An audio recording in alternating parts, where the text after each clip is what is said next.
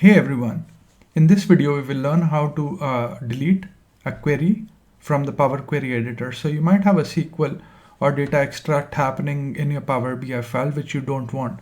Maybe it's taking a lot longer, maybe you just don't need that data set, whatever may be the reason. We'll just learn how to delete that data set so it doesn't get processed. So I've got the Power BI desktop open here with me, and on the Home tab, so I click on the transform data to open the Power Query editor, and what it does is it opens the Power Query editor for me.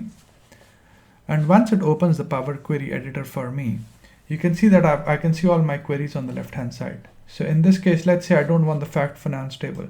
So I can select that table, and then you can see the steps as well. So I'm not doing many transformation on the right hand side, but so on this table you right click and you can just click on delete button. So when you delete it, it will take that off your model. So let's just delete it.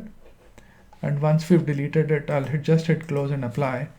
And then fact finance will not be available here as well. So you'll just see that once it's done the processing, the table's gone. So another way you can do is you can delete the table from here, and the table will automatically get deleted from the backend as well, or on the Power Query side. So I hope you find this video useful. In this video, we've essentially covered how to delete a table or a set of steps that are used in the Power Query editor to extract the data.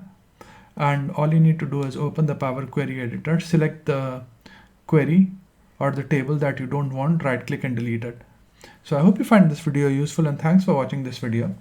Please do subscribe to my channel and like my videos if you enjoy what I'm doing. Let me know if you would like me to take any specific topics. Cheers, bye.